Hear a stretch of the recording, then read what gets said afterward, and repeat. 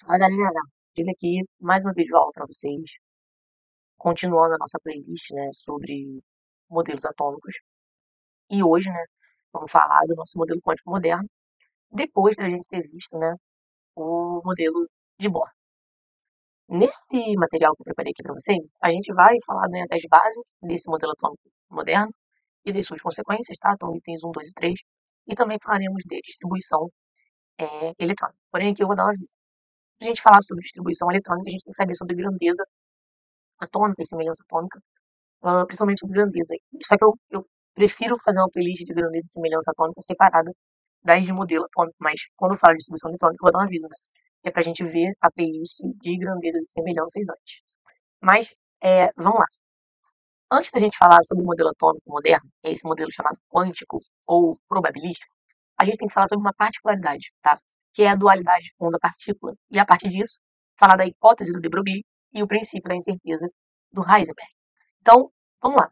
Antes de eu falar dessa dualidade, eu tenho que contar um experimento chamado de efeito fotoelétrico. O que é, né, pra gente, o efeito fotoelétrico? Imagina aqui, ó, uma chapa de metal, um metal específico, e aqui em cima desse metal específico, eu vou colocar uma luz, tá? O que o Einstein percebe? Se esse metal, vou chutar aqui, tá? Fosse, por exemplo, alumínio, se eu colocasse uma luz amarela, eu percebia que eu tinha elétrons saindo dessa chapa de alumínio. E outra coisa, se eu tiro o alumínio e eu coloco, por exemplo, ferro, eu percebo que a luz amarela já não ejeta mais esses elétrons. E aí eu tenho que trocar, por exemplo, a luz amarela por uma luz verde. Estou chutando aqui, tá? E aí eu consigo ejetar elétrons do ferro, por exemplo. Ou seja, dependendo do metal, eu preciso de uma luz específica para ejetar elétrons. Esse experimento, gente, ele acontece antes do modelo de Bohr, e é o modelo de Bohr que explica ele. Porque a gente viu lá no modelo de Bohr, essa formulinha daqui, que o Einstein também vai chegar nela a partir desse experimento, que eu tenho uma energia associada com comprimentos de onda específicos. E aí, como cada elétron, a gente já viu isso no modelo lá do Bohr, tem energia específica, eu preciso de luzes diferentes, com comprimentos de onda diferentes, por isso são luzes diferentes, para conseguir atingir a energia específica de cada elétron e conseguir fazer a ejeção deles da chapa metálica. Então, isso é uma coisa bem legal, porque a gente está vendo que a ciência, né, vai sendo formada ao mesmo tempo por vários cientistas diferentes. Então, esse experimento, ele corrobora o modelo de Bohr, né? A ideia de que Bohr tem que o átomo precisa ser quantizado e a consequência disso é, é ter esses elétrons, né, vamos lembrar, em órbitas específicas, né, ao redor do núcleo, com raios específicos e energias específicas. Só que, se eu pegar uma luz aqui agora, apontar um laser para alguma coisa, é, eu não consigo explicar por que uma onda eletromagnética, lembra que esse lambda é comprimento de onda? Então vamos lembrar que a gente está trabalhando a luz como onda, apesar de ser uma discussão da física, né? Tinham dois físicos muito famosos que discutiam o que é a luz, porém a teoria que a luz é onda é aceita. Não faz sentido uma onda conseguir afetar um elétron. Vamos lembrar que um elétron é uma partícula, né? Como que uma onda que não tem massa consegue tirar uma partícula que tem massa de uma chapa metálica? E aí vem a teoria do Einstein, que a luz, na verdade, ela é formada por partículas chamadas de fótons. E aí, gente, esses fótons vão ter justamente a energia dada por HC sobre lambda, assim como o Bohr falava, né? Já falei isso para vocês.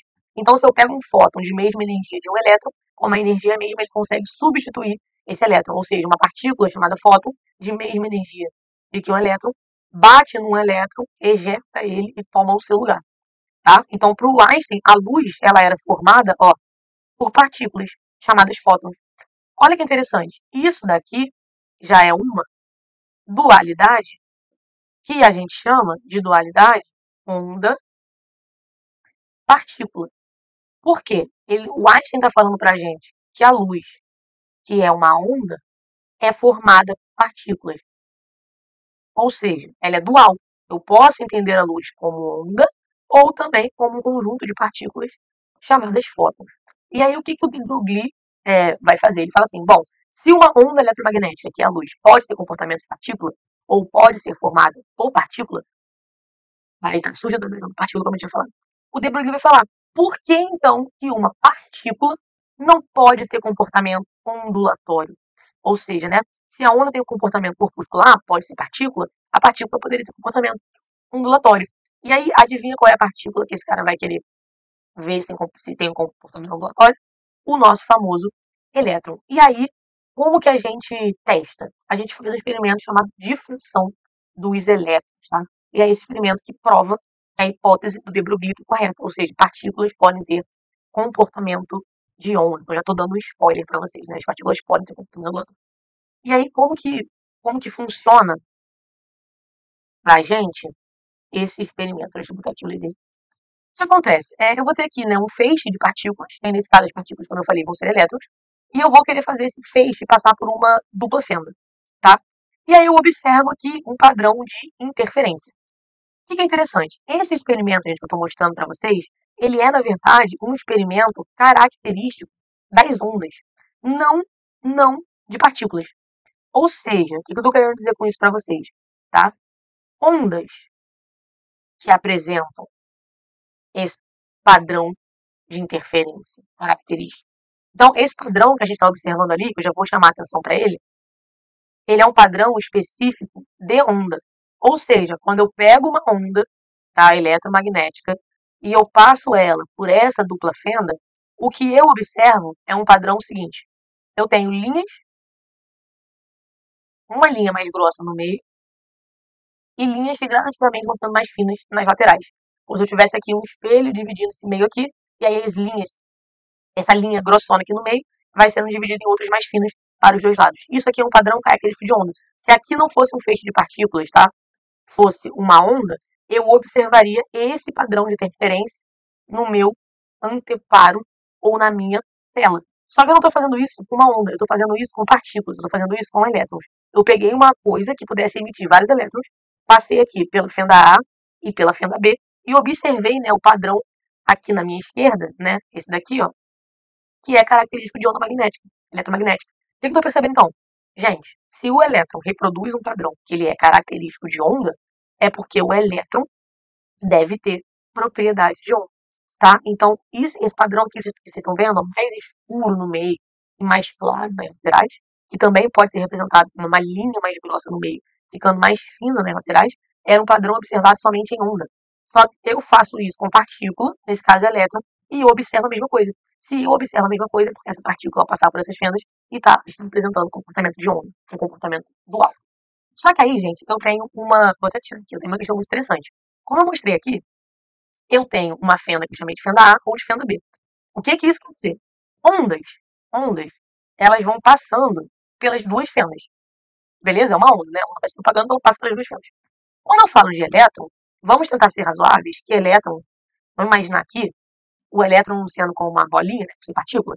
Ou essa bolinha vai ter antes da fenda A, ou essa bolinha passa pela fenda A e aí vai sair lá no anteparo, ou ela passa entre a fenda A e a fenda B, né, não passa por fenda nenhuma. Ela pode passar pela fenda B e aparecer lá no anteparo, ou ela pode bater aqui depois da fenda B e não passar. O que eu quero dizer com isso? Se eu estou tratando de bolinhas, partículas, que são os elétrons, ou passa pela fenda A, ou passa pela fenda B. E aí o de Broglie e outros cientistas, inclusive quem fez essa divulgação de elétrons ganhou um nome, tá? O de Broglie e outros cientistas começaram a pensar o seguinte: bom, o elétron, sendo partícula, tem que passar por uma das fendas. Por qual fenda ele passa? Fenda A ou fenda B? Ou então, assim, será que tem uma preferência por qual das fendas os elétrons passam? Por exemplo, a maior parte dos elétrons passam pela A. Ou então, a maior parte dos elétrons passa pela B. Vamos tentar medir isso, vamos tentar mensurar. E aí, qual foi o problema da mensuração? Né? Como eu estava explicando, é intuitivo pensar, né? Que passou apenas por uma das fendas. O problema é, quando eu tento medir por qual fenda o elétron passou, o padrão desaparece. Ou seja, quando eu não tento ver por qual fenda o elétron passa, eu observo o padrão característico. A partir do momento que eu faço alguma coisa para tentar ver por onde o elétron passa, esse padrão some. Se o padrão some é porque ele deixou de ter característica de onda, passou a ter característica só corpuscular. E aí vamos tentar entender o porquê disso. Então é o seguinte, aqui seria aquele feixe de elétrons, e eu estou tentando mostrar aqui para vocês os elétrons se vistos como ondas. Não é uma partícula por vez, como se fosse aqui, podendo passar só por uma das fendas, mostrando esse padrão de partícula. Isso aqui é um padrão de partícula. E isso aqui é um padrão de onda.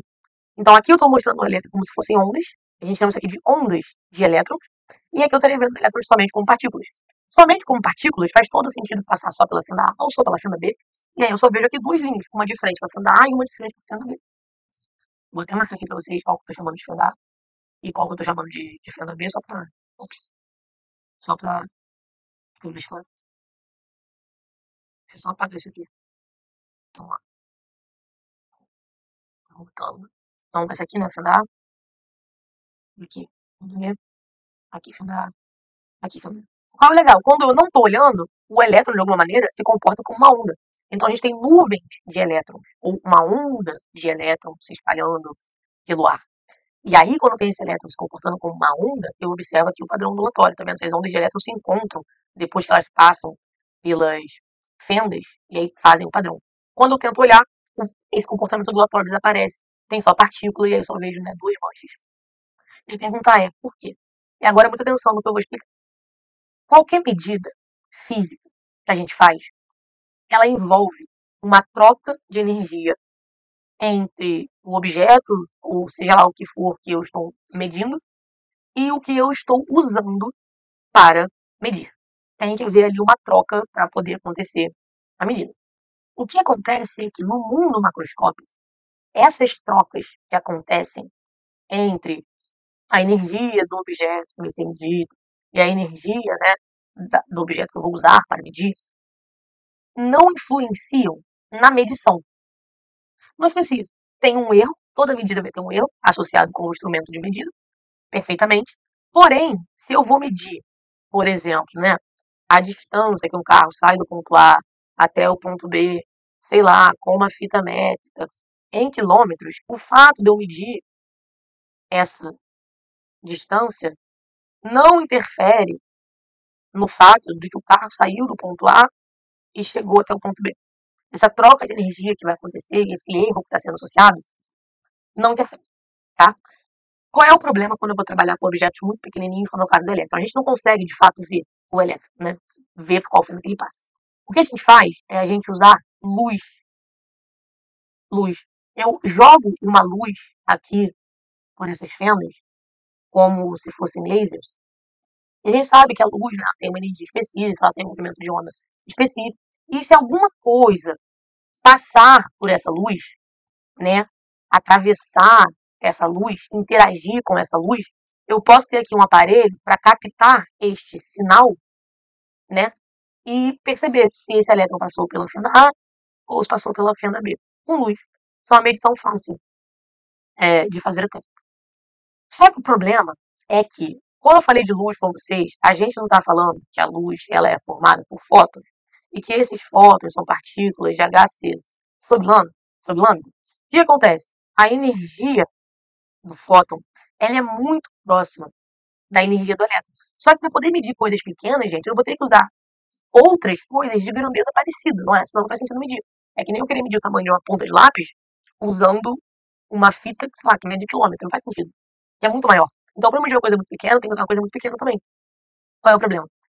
O fóton, por ter energia muito semelhante ao elétron, quando eles interagem, ou seja, o elétron que está aqui sendo, né, jogado para essa fenda e o fóton que está presente nessa luz, essa interação, essa troca de energia, muda completamente o caminho que esse elétron ia fazer. Se isso aqui não é mais um carro, isso aqui é um elétron, se ele ir do ponto A ao ponto B, se eu jogo aqui um fóton para tentar medir por qual caminho ele vai fazer, pode ser que esse elétron nem faça mais o mesmo caminho.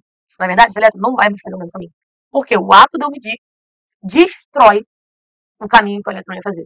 Ou de uma maneira mais científica, cientificamente falando, o ato de medir coisas minúsculas, como é o caso de elétrons, prótons e átomos, a medição destrói o estado que existia antes de você medir. Ou seja, antes de eu medir, eu tinha o elétron se comportando como onda. A partir do momento que eu vou medir, eu destruo esse estado e crio um estado novo, que nesse caso foi o elétron se comportando como partícula. E daí surge o princípio da incerteza de Heisenberg. Gente, quando eu trato de fenômenos microscópicos, algumas coisas eu não vou poder saber com certeza, porque o ato de medir muda a trajetória, muda a energia, muda o caminho que aquela coisa, né, iria fazer.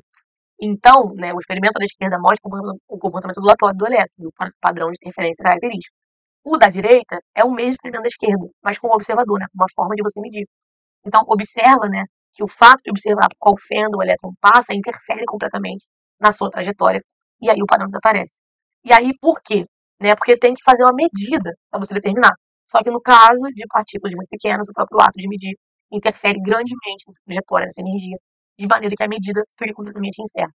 Porque não, o próprio ato de medir destrói o estado que você estava medindo.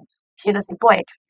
E aí o Heisenberg vai postular um princípio, que é impossível saber com precisão o momento e a posição de um elétron. E aí, o momento, gente, a gente vai, é uma grandeza física, tá? Mas que a gente vai associar com velocidade para ficar mais fácil. E aí, o delta x, que é a incerteza na posição, vezes delta p, que é a incerteza no momento. Agora, se eu não vou lembrar se é maior ou igual ou menor ou igual. Depois eu deixo nos comentários qual é o certo. Se eu não me engano, é menor ou igual. É H cortado sobre 2 alguma coisa. Eu gosto que H cortado sobre 2 alguma coisa. Depois eu boto a fórmula certinha. Mas é o seguinte, esse lado direito da equação é uma constante. Se isso aqui é uma constante, ΔX vezes P tem que dar sempre esse valor constante. O que acontece? Se eu diminuo muito a incerteza na posição, quer dizer que eu sei muito sobre posição. A minha incerteza na posição é baixíssima. Então eu sei muito sobre a posição. Para manter a constância, a incerteza no momento vai ter que aumentar e vice-versa. Ou seja, eu não consigo saber duas propriedades sobre essas partículas subatômicas com certeza. Ou eu escolho saber sobre uma, ou eu escolho saber sobre a outra. E isso vem desse fato das medidas serem incertas. Vem do fato do ato de você medir, destruir estados. Beleza. Se o princípio da certeza se mostra uma verdade, e aí eu falo para vocês que ele se mostra como uma verdade, a própria questão da difração dos elétrons mostra isso pra gente, eu vou ter um problema muito grande com o meu modelo atômico de Bohr. Esse aqui não é o de Bohr, nós estamos vendo que, na verdade, se isso aqui é um núcleo, isso aqui é uma elipse, eu tenho dois raios de tamanho diferente. Só por curiosidade, essa representação é do modelo de Sommerfeld, de quem quiser procurar, eu vou falar disso nesse vídeo bem rapidinho. Mas isso aqui, imagina que é o modelo de Bohr. Aqui eu tenho um elétron, e a gente viu no modelo de Bohr que esse elétron, gente, ele tem um raio específico de distância do núcleo, e por causa desse raio, que é específico, eu, por consequência, tenho uma velocidade, ou momento, que a gente chama de letra P, que vai ser específico, e por conta disso, a gente tem energia específica. Então, nós temos as camadas. Então, se aqui esse elétron na camada N igual a 1, tem uma energia 1. Se aqui for N igual a 2, vai ter uma energia 2. Por quê? Porque aqui eu tenho um raio 1 e aqui eu tenho um raio 2, que nós vimos que, por obrigação, são diferentes entre si. Se o princípio da incerteza diz que não dá para saber posição e momento, que está associado com velocidade ao mesmo tempo, eu tenho um erro muito grave no modelo de Bohr, porque ele afirma categoricamente a posição, que está referente à camada e ao raio, e o momento, que está associado com a minha energia. Então eu tenho um erro aí conceitual grande no modelo de Bohr. E a partir disso, de tudo que eu estou falando, vai surgir um modelo quântico a partir da equação tirônica. Que aí eu vou deixar para um próximo vídeo, porque senão vai ficar muita coisa também. Espero que vocês tenham gostado. Qualquer dúvida, entrem em contato, que vai ser um prazer tirar. E até a próxima aula, galera. Um beijo.